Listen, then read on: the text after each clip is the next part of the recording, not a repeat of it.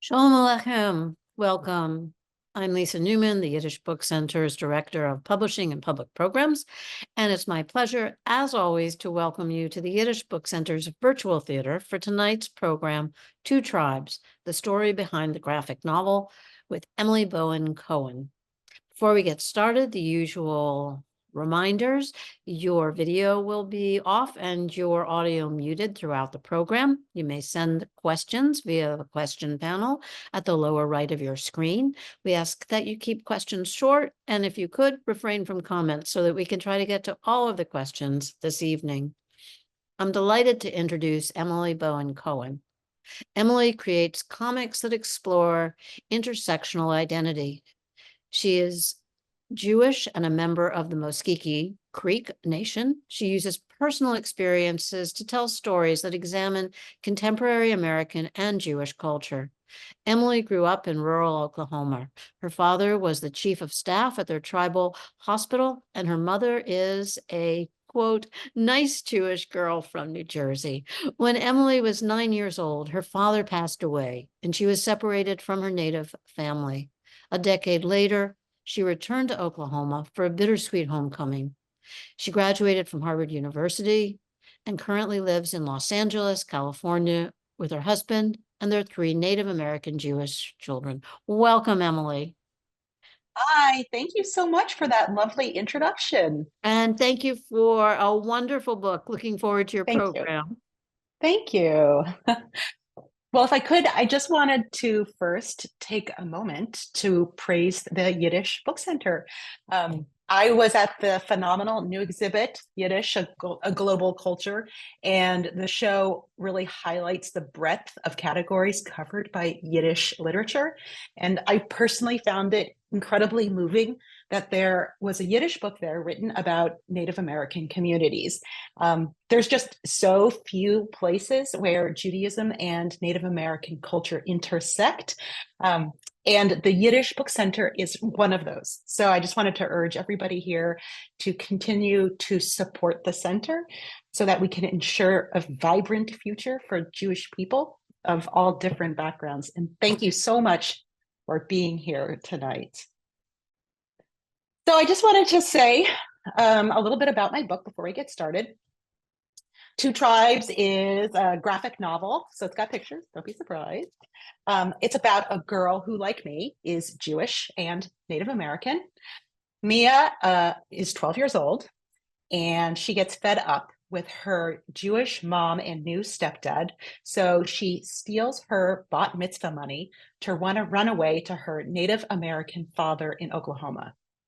And in the process of this big adventure, Mia learns how to reconcile both parts of her identity.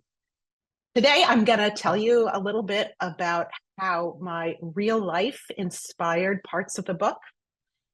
The book actually started as a memoir. And during that early stage of the writing process, I realized I had to be really vulnerable. And to do that, to create an authentic personal story, it really forced me to investigate some kind of painful parts of my past. And then once I decided to write the book for a younger audience, the graphic novel is for 8 to 12-year-olds, which is called middle grade. Once I decided that, then I had to simplify all of the complicated discoveries I had made to reach that audience. So I really had to drill down on the essence of what I wanted to say. So tonight, I'm going to share some of the thoughts that evolved during the process. So give me a moment here to share my screen with you all. Okay. This is the cover of the book. Okay, so like Mia, as you've heard, I'm a member of the Muskogee Nation. My family on my father's side, you can kind of see pictured here, are indigenous to the east coast of, well, what we now call the United States. We used to be called the Creek tribe, so that might be more familiar to you. My family roots from my mother's side are Eastern European, we're Ashkenazi Jews. My maternal great grandparents emigrated to America from what is now Poland and Russia. And though they may appear very different, I've found that my father and mother's family histories share similarities. For example, they were both forced to move from their original homelands. Specifically, my maternal grandmother's family was from Odessa, so that meant they were Litvak. My grandfather's side was from Poland, so that meant they were Galicianer. I'm sure we have experts here tonight, so please let me know later if there's something more specific. My grandmother told me that Litvaks and Galicianer from her era did not mingle. Litvaks thought Galicianer were, forgive me, uneducated zealots, and Galicianer thought that Litvaks were soulless snobs. However, my grandmother, Marjorie Brailov, and my grandfather, Irv Horowitz, married nonetheless. My grandmother told me true love mattered over all else. So when I was younger, I kind of felt like it seemed like a mixed marriage for her for the time. And I can't help but feel like her own experience of falling in love influenced her own view on mixed marriages. She supported all four of her children's decisions to marry outside of Judaism, including her oldest daughter, my mother, who married into a family that appears to be very different from her own.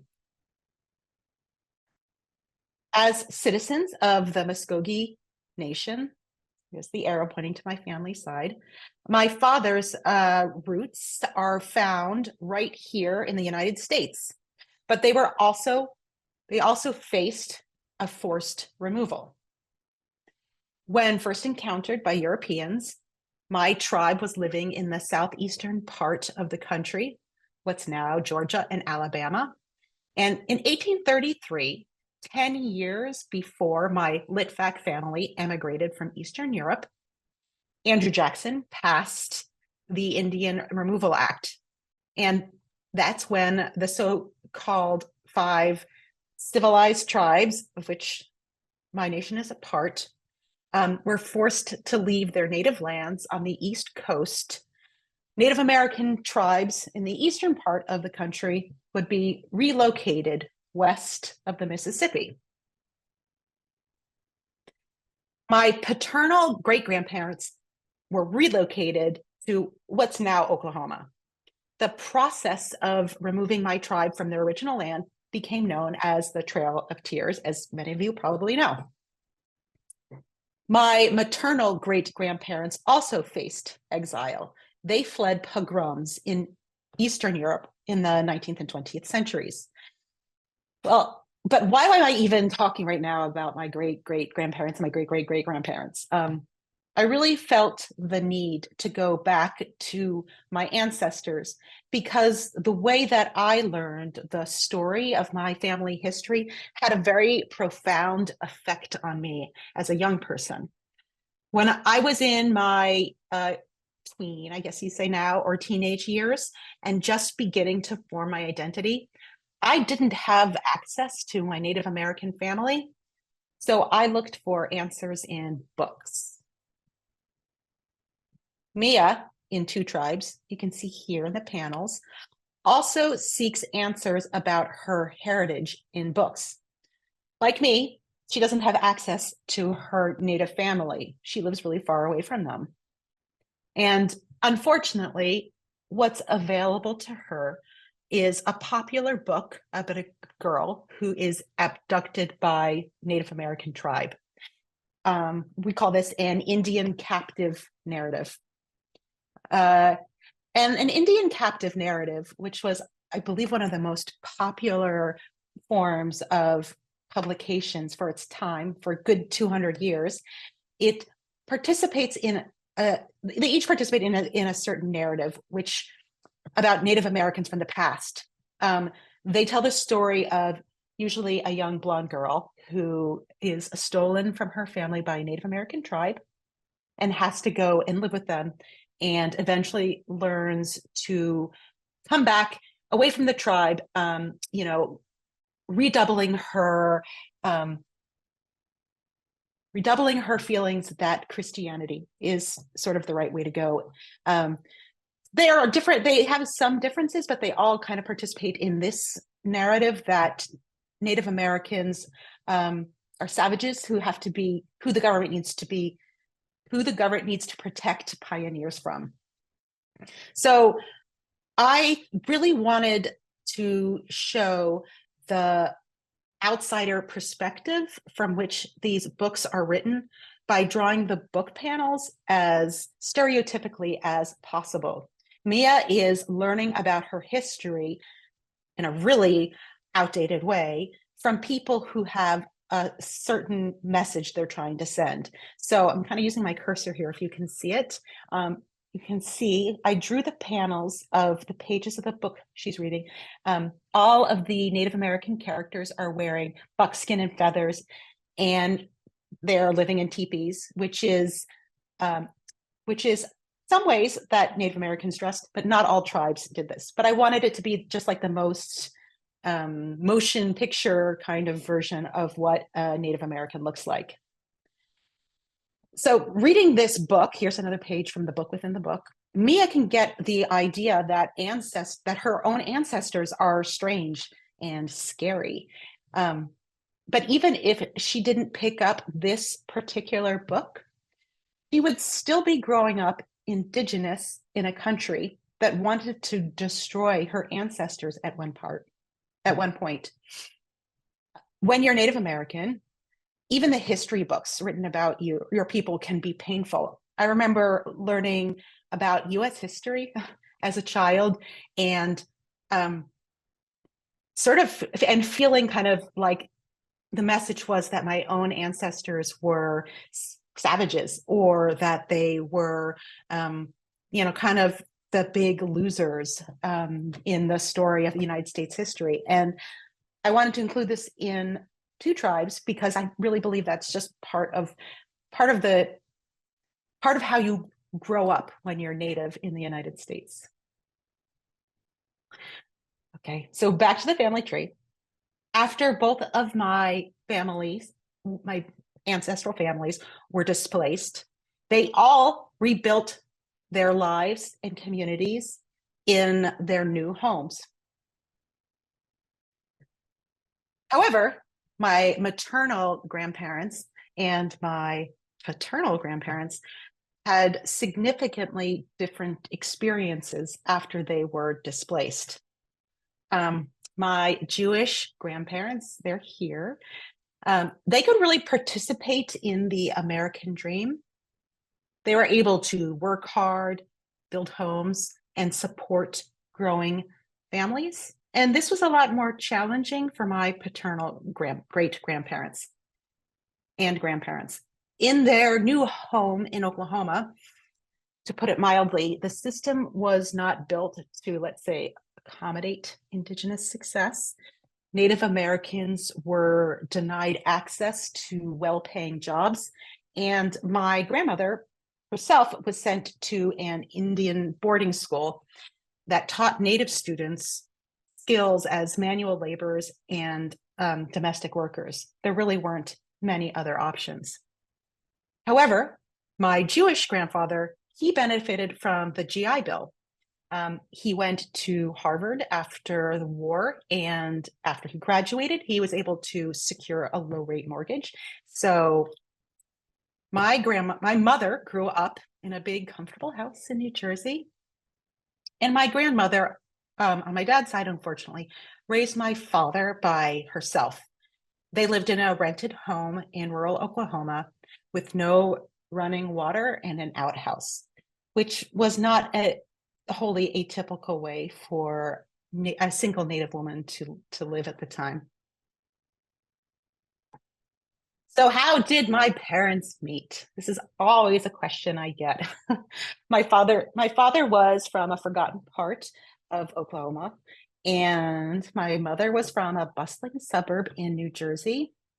Their paths crossed in a very American way.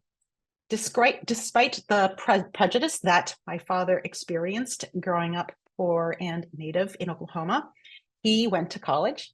He was the first person in his family to go. He went to the University of Oklahoma to get a degree as a pharmacist. At the time, Harvard University was looking to increase the diversity of its student population. It was about 1969, right around the civil rights movement. They recruited my father to go to the medical school. My mother was also in school near Boston. She went to Wellesley, and she had a roommate who was a Pueblo, which is to say Navajo woman. So my mother's roommate invited her to go to a Native students mixer, and my parents met at this party.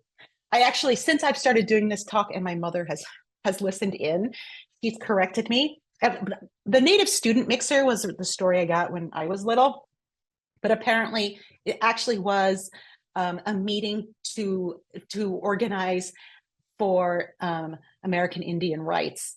So it was like an American Indian movement meeting or something in Boston, which is pretty cool. But I guess that was too complicated to share with us when I was a kid.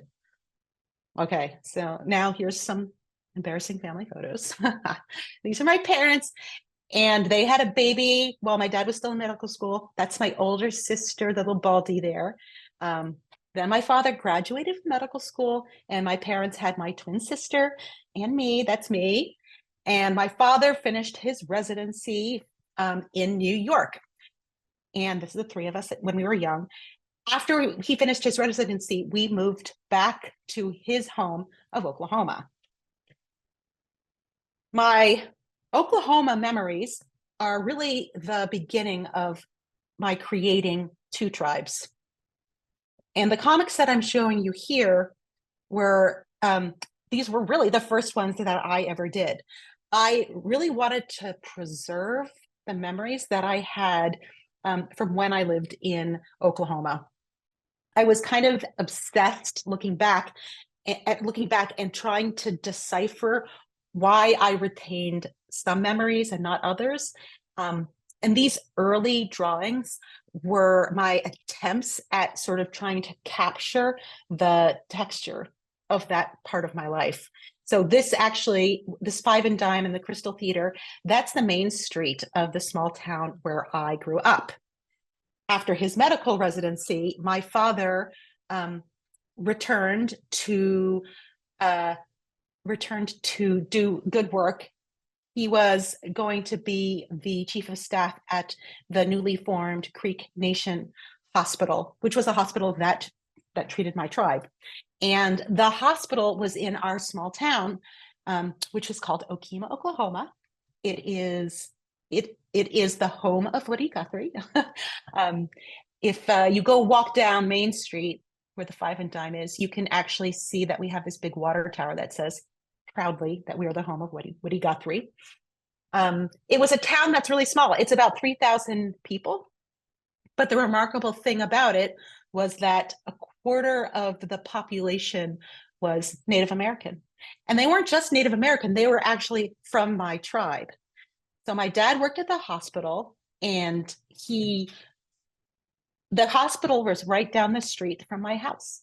So we could walk from my house to my elementary school, and from my elementary school, we could see my dad's hospital right from the playground. It was really a remarkable way to grow up. We were in the heart of what people call Indian country. It was really easy to feel Native American in Okemah, Oklahoma.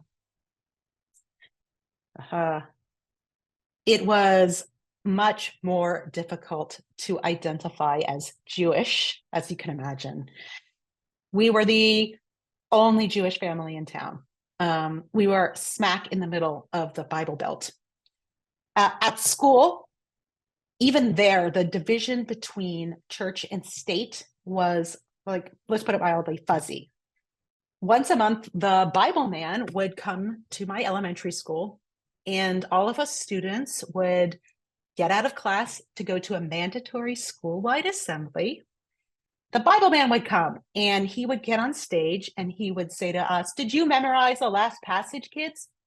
I've got toys for good Christian boys and girls." If you had memorized a passage from the New Testament from the last time he was there, he would give you candy and toys. It was fantastic. Of course, it was a great day. And I really understood this way of life because we lived near my father's family, and they were religious too. My Native American grandmother was devoted to her Baptist church. When we would go and visit her, she would read me out of a big, beautiful hardcover illustrated New Testament. And that was one of the really nice moments that we shared. So after the Bible man, one time I remember I came home and I came home singing the songs that he told us. He's got the tiny little baby in his hands. He's got the whole world in his hands. And my mom could hear me singing from the kitchen. She said, "What are you singing? We don't sing songs like that. We're Jewish. We don't sing songs about Jesus." Because we were surrounded by Christianity, my mother was forced into action. If she wanted us to have a Jewish identity, she would have to battle these Christian influences. My mother was pushed to remind us of our tribe. So, in order to attend religious services, my mother and father bought a house in Tulsa, Oklahoma. That was the closest place to us for a Reform synagogue. And the house was beautiful. Getting to Tulsa took an hour and a half. But once we got there, it was worth it.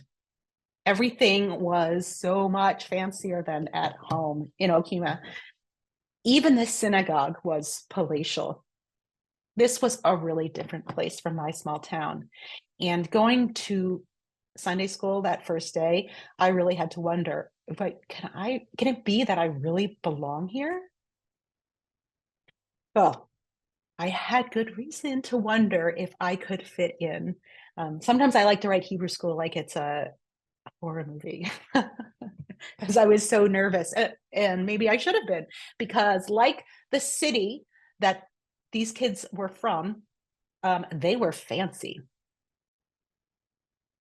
Okay? I was told to get a seat in the back, open up my books, and these kids decided to tell me where they thought that I belonged.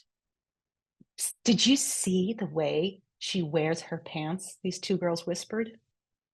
"Psst, hey, Emily, why is your face so dark?" "It's because you're dirty." And then I could hear them laughing at me. So that's an unfortunate way to start Hebrew school. But okay, it did introduce me to something that I contend with for the rest of my life. Apparently, I looked different from the other Jewish kids. And in Oklahoma, my tan skin was a tip-off that my heritage was unusual. I was Jewish, but I was different. In my book, Mia contends with this as well. At a Shabbat dinner with her parents and rabbi, she tries to tell the grown-ups around her that the kids at school say she doesn't fit in. Mia knows that she's seen as different from the other students, but the grown-ups, they don't understand or are uncomfortable and can't really wrap their mind around what she's trying to tell them. And adding insult to injury, her rabbi at the table makes an Indian joke. He says, referring to the Talmud, "It's lucky we have this all written down. Without it, we would be running around like a bunch of wild Indians."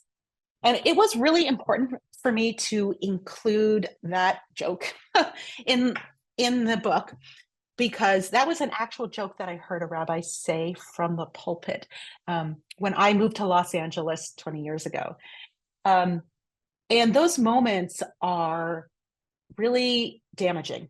Uh, I actually hoped that there would be fewer of them, as and maybe hopefully there are, but as we've sort of as it's 2023, but just the other night I was we were having a conversation, my husband and me and my kids, around the dinner table, and I think I think my husband was talking about how, you know, how Jewish people were really essential to the civil rights movement, which is absolutely true. And they pushed back on that with him because they too had had experiences like I had had and like Mia had had at school, where kids pointed out that they were different because of the way they looked. Um, and, you know, it's really, once you've had an experience like that in a Jewish space, it's really difficult, I guess, to truly feel like, you know, there's solidarity. And just one personal bad experience can really override decades of such good work that the Jewish people have done. So, you know, I have a challenge. I have a hard time kind of sharing this part sometimes with Jewish crowds, because, you know, especially now, because I'm like, we kind of need a break. Do I have to really be so critical? But it is really important to me to just remind people how important it is that if there's moments like this in a Jewish space, it's really important that people stand up and say something and not leave it to the person who's been hurt or harmed. Because I can tell you that, you know, it can make you feel really alone in Jewish spaces to be called out for, you know, just to feel like you're not part of the crowd because of your ethnicity or how you look. So as a young person, I experienced this sort of isolation in Jewish spaces, but I also felt I felt this distance as well from the Native community. Part of my mother's insistence that we spend our weekends in Tulsa going to Sunday school and learning Hebrew was because my sister was about to become a bat mitzvah. Anna was almost 13, and we started going soon before so she could know the services. And we did celebrate her bat mitzvah at our synagogue in Tulsa. Unfortunately, just 6 months after that, my father passed away. There were, oh, I'll just tell you. So my father, he died very suddenly. It was a brain aneurysm. So my twin sister and I were 9 years old. And there were so many conversations that I wished that I could have had with him as I was growing up. And I really did get to have those conversations when I wrote Two Tribes. It's no accident that Mia's father in the book, this is him here, his name is Van, and that's my dad's middle name. One of my favorite passages in the book is when Mia remembers catching tadpoles with her father. We had a pond outside of our house in Okima where I did exactly that same thing. And to be able to recreate that moment in a book and live with that as I, you know, designed the scene and painted the lines was really, it was a really healing moment. So in real life, by the time my twin sister Jenny and I had our B'nai Mitzvah, we were living in Montclair, New Jersey, with my maternal grandparents. My dad's mother, my grandma, had passed away, and we eventually lost touch completely with my dad's side of the family. So in place of a Native community, what I then was greeted with in New Jersey was what I kind of like to think of as the myth of the American Indian. In Oklahoma, like I just knew I was Native because of who was around me. But in New Jersey, I was often the only Native person people had ever met. So instead of knowing Native people from around them, what people who I met in New Jersey knew about was what they knew about Indians from movies, comic books, ad campaigns. And from all of these images, they formed a picture of what Native Americans should look like and what they should wear and how they should talk. And this is a myth that's impossible to live up to. Mia and her generation today, they're luckier. Today, there are lots more ways to see more accurate portrayals of Native people, from comic books to TV shows. The stereotypical representation of Native Americans is really being updated. I choose the Land O'Lakes box because, for better or worse, our little Native squaw lady is gone. But there are also examples of Native culture being created by Native American people. And hopefully, I was excited that I got to update this slide to include what we now have available to us. So back to the book. Even with all of these things, people still do have an idea of what a Native American should be. And Mia contends with this. She faces the same confusion that I did when people speak with so much authority about what a Native American person should do, what they should look like, and what they should wear. In the book, she has to answer a series of questions to sort of prove that she's a real Native American. And a boy at her school says to her, "Can you ride a horse?" She says, "No, I can't ride a horse." "Can you shoot a bow and arrow?" "No," she says. "Do you have a secret Indian name?" "No." And then he just assumes, well, then you're not a real Indian. And like me, Mia doubts herself. What does this mean to be a real Indian? And how can I say I am a real Indian? Like her, I ask myself that question as well. And I thought, if I can't live up to these things, I can't really say I'm a real, legitimate American Indian. In my own personal life, this happened to me when I was in high school, and I was sort of not sure of my Native identity, pretty steadfast in my Jewish identity. And that's when I went to college. And I met a nice Jewish boy, and I married him. He's Orthodox.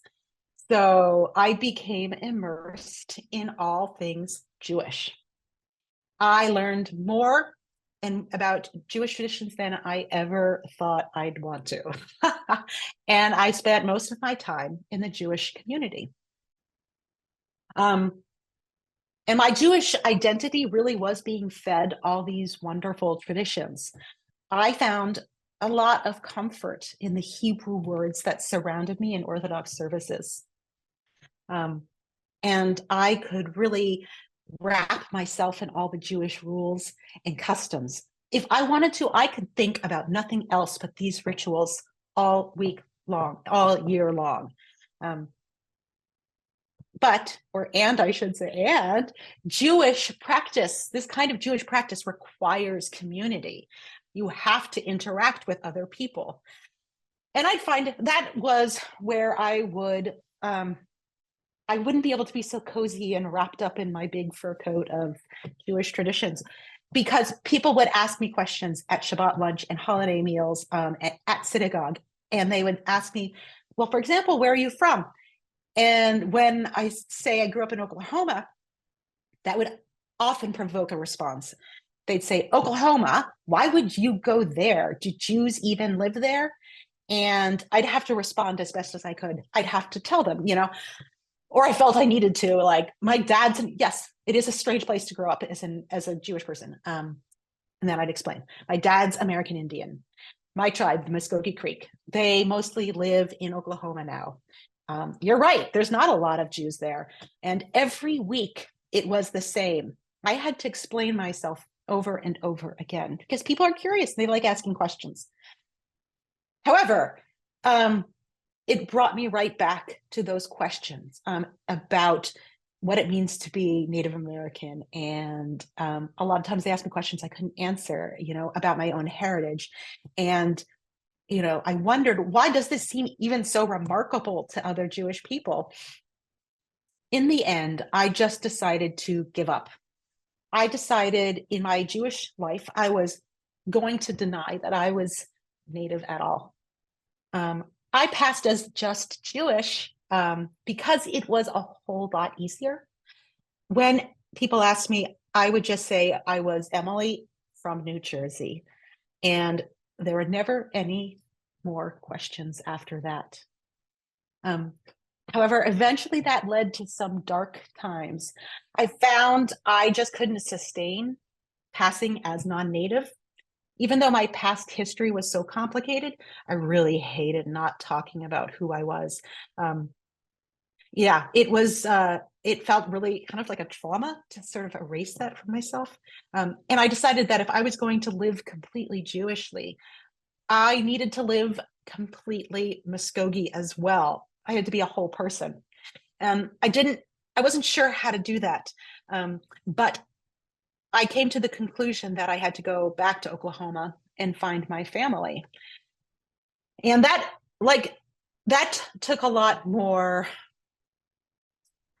confidence and courage than I realized. Like Mia in the book, I really felt very isolated, and I had to do something big and scary in order to reconnect with my Native family. But eventually I did screw up the courage to go. And I went to Oklahoma to meet my family, who were practically strangers at this point. And I was eating kosher food. I was not driving on Shabbat. And I took my, husband and my 3 little kids, and I knocked on their door. I did tell them I was coming first, but I'm happy to say reuniting with my Native family that day was really a wonderful experience. This is a photo of some of my dad's cousins and their kids when we went back. My family told me all kinds of stories about my dad. They also told me all kinds of things about being Native American, but they didn't do it in any mystical kind of big deal, new agey kind of way. They just told us, this is who we are and this is what we do. And their casualness, I guess, and their willingness and openness and generosity in sharing it with me, because it was my heritage too, was a real antidote to feeling like I had to live up to the myth. They really just embraced me for my Native self and my Jewish self as well. After all, they did know my mom, and they knew that she was Jewish, and that's just who I was. So in the book, Mia also has a very moving reunion with her family in Oklahoma. Like me, she learns a lot about her dad, and she learns a lot about her traditions. In this page from the book, she's learning how to stomp dance, which is a Muskogee tradition at ceremonies and powwows. Her cousin here is wearing shell shakers, which are leggings that have cans or in the old times, turtle shells on them that would make a noise as a dancer stomps around. And when Mia comes back home to LA, okay, first of all, you should know she does get into a lot of trouble because, she's 12. She should not be on a bus by herself. Her mom's really mad, trust me. But through that, she has an experience where it is a punishment, and she has to go and she has to learn with the rabbi. And through that process of getting to learn more about her Jewish tradition, she also gains a better appreciation for her Jewish background. Again, just like I did when I went through Orthodox wife boot camp. Diving deeply into both of her traditions, just like I found, really enhances her understanding of who she is. Oh, and I should also say the rabbi here, this is the rabbi of the Wild Indian joke. He learned something from Mia as well. So there's a nice moment of reconciliation. So so don't worry. Mia learns to reconcile both sides of her identity by finding the connections between her two tribes. And in this panel of the book, Mia's whole family is gathered around the Shabbat table. And I'm really, really pleased to be able to tell you that I have done this in real life. My Oklahoma family has come to visit me in LA, and we have all gathered for a Shabbat meal. Through the process of telling Mia's story and distilling my own into her life, I learned as well how to really be a member of two tribes, just like she does. And I also learned that there can be this path to harmony, no matter how divergent two sides can seem. So thank you guys. That's the end of my talk. And I hope we have some time for some questions. I'm going to stop my screen share. Emily, thank you. You're so welcome. What a wonderful story. Beautifully Thank told. you. Thank you. So I do have a lot of questions, and we'll just Hooray. into those. When did your maternal grandparents emigrate to the US?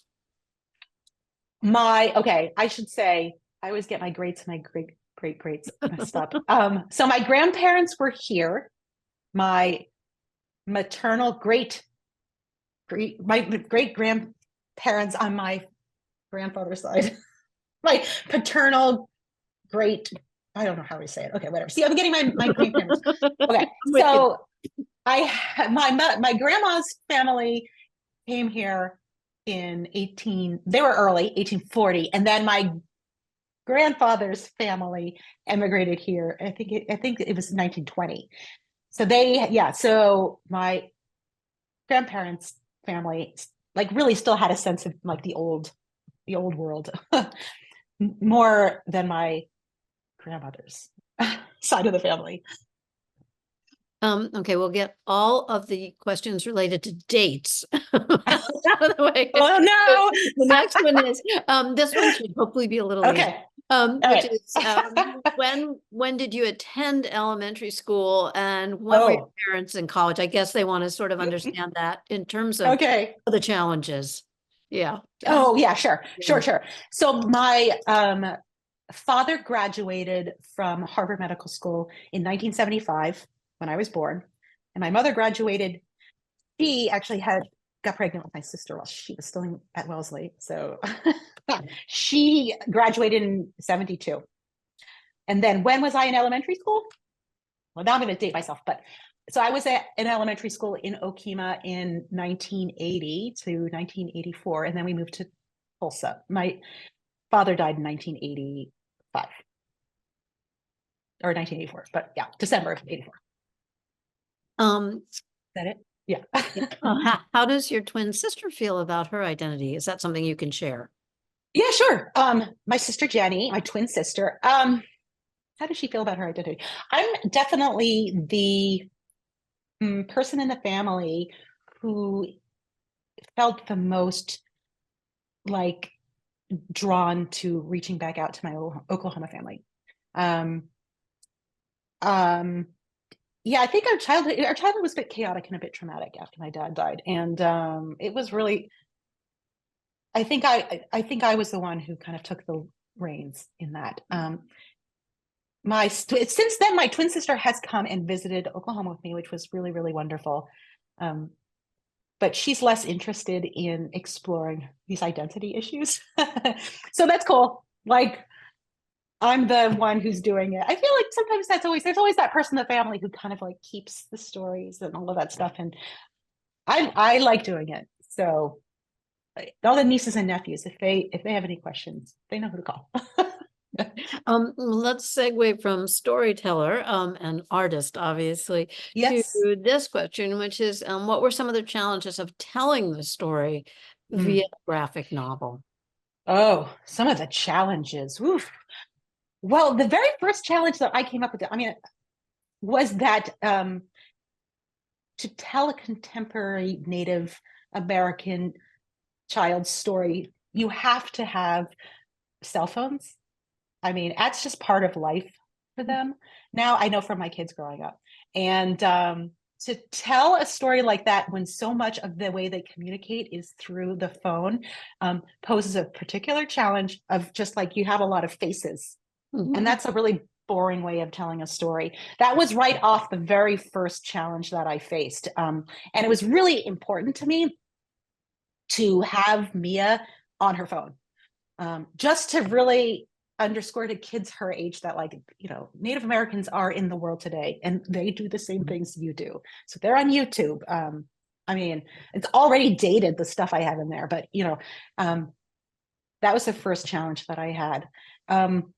It wasn't, I mean, it was also challenging. I really wanted to communicate how Mia looks at the world as both a Native American person and as a Jewish person. And that's a lot of layers of sort of history. So that was more of an exciting challenge, was how am I going to bring in how she sees, like when she's reading the book, she reads these things and she sees these scary, stereotypical images. And later, when she's meeting with the rabbi and she's reading Jewish Torah, that's when she's reading a Jewish story from the Torah, she reads it as a contemporary kid, and so there's like little jokes about Jonah and stuff like that, you know. So that was a fun challenge. That was a couple of them. I'm gonna put a couple of different questions together because a few people are asking sort of what were your children's reaction to this? Are they curious about their past on both sides, and how you came to living a total Jewish life? They say total. Yeah. How my children responded to living a total Jewish life. How they responded to your, I think that's what they're asking in that question, how your kids responded to your choice to live. Okay, got it. Yeah. Got it. Well, how did they respond? Well, I can tell they're in college now, and I have a son who's in high school.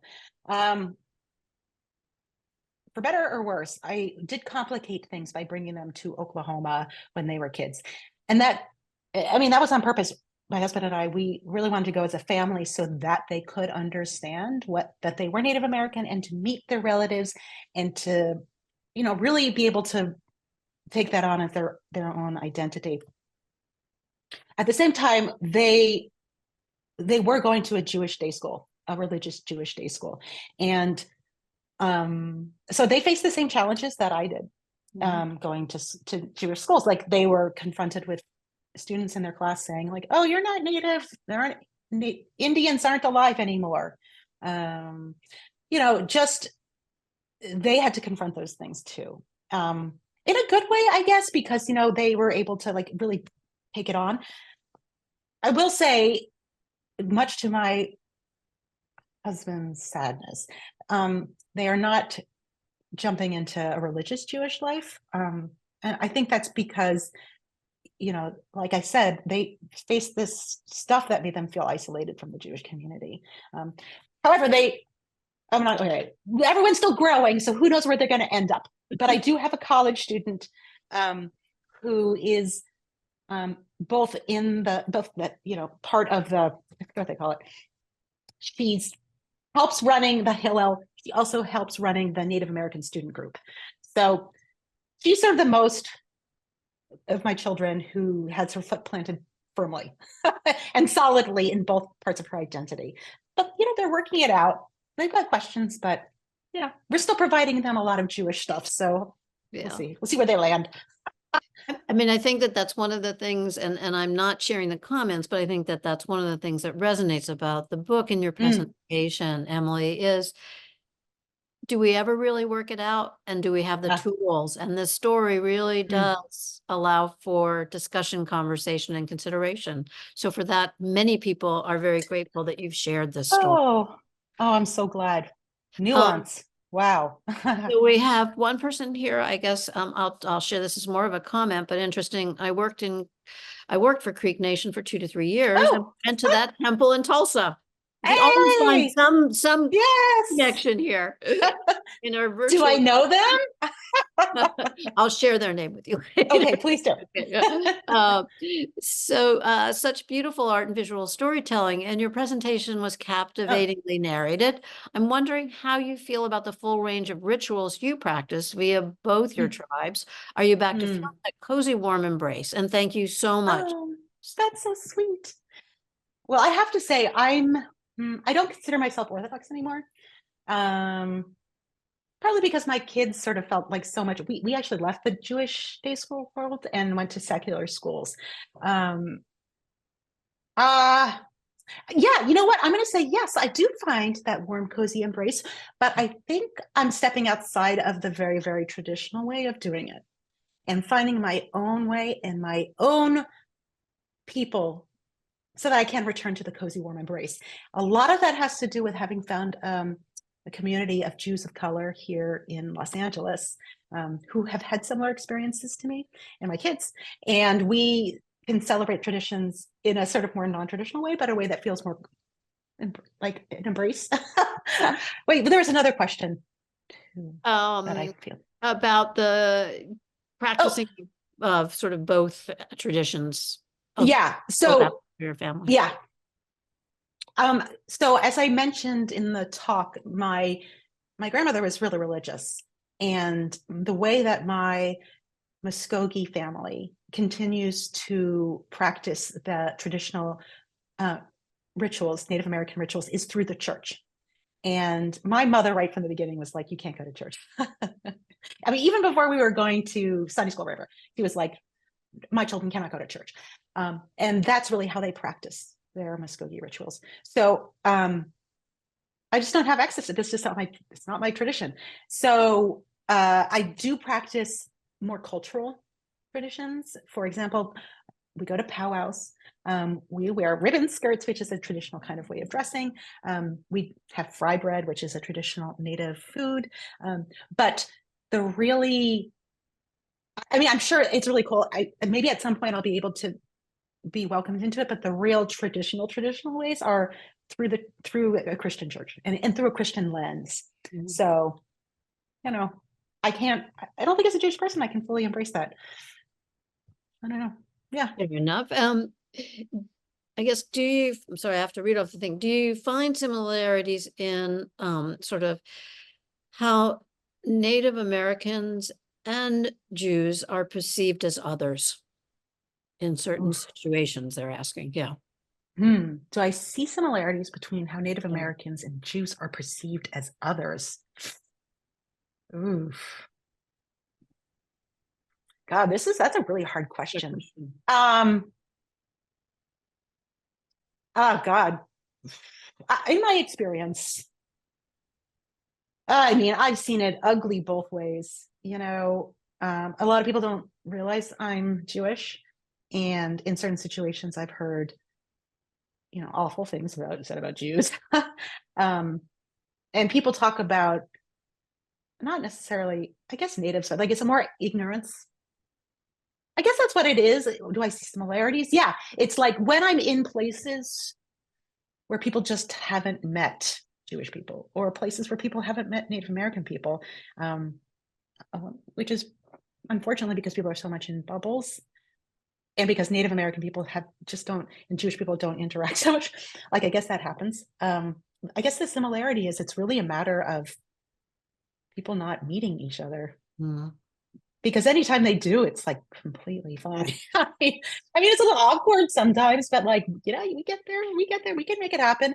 Um, I mean, I guess the similarity is just that I think both people like we if we can all just kind of let our walls down a little bit, um, that is going to be a real step forward. And to kind of because I've definitely been in plenty of situations where people say things not meaning to be offensive but are very offensive, and I think you just have to.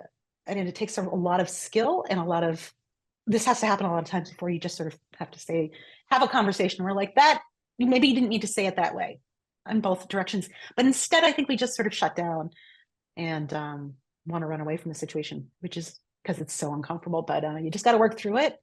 Mhm. Yeah, that's my That- answer there.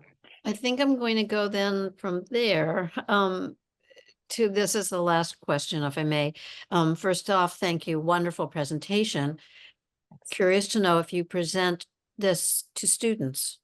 Oh, yes, I sure do. I love doing school visits. I've done a bunch virtually and in person, and sometimes I do live drawing.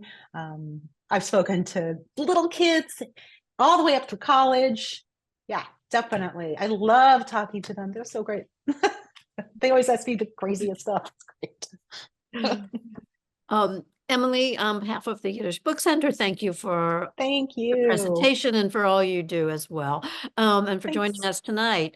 For everybody out there, Two Tribes is available at shop.yiddishbookcenter.org and wherever books are sold, fine books. There we go. Thank Thanks you. again, and we hope to see you back for a visit, and keep writing Love to. and Thank illustrating. you. Thank you. Bye. Bye-bye. I want to thank this evening's producer, Elizabeth Carteropoli, for all she does to make all of our programs happen magically. Tonight's program is part of the Yiddish Book Center's ongoing series of virtual and now coming back live public programs. I hope you'll join us on Thursday, February 8th at 7 p.m. for our next program when we present Inside the Parrot Salon, the engine room of modern Yiddish culture, with David Mazauer, Chief Curator of the Center's new exhibition, Yiddish: A Global Culture.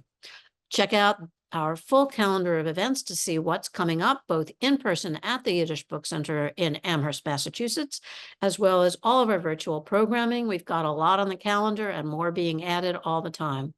We hope that you'll consider a visit to the Yiddish Book Center to see our newly opened core exhibition, Yiddish: A Global Culture. The center is open to visitors Sunday through Friday, 10 a.m. to 4 p.m. And when you drop by, say hello to me and to Elizabeth. We'll be happy to see you, not virtually, but in person. And I want to take a moment to thank all of our members whose ongoing support makes all of our ongoing work possible. Learn more about how you can join and support us at yiddishbookcenter.org/donate. Thanks again for joining us, and look forward to seeing you again on February 8th. Until then, be well and take care. Good night.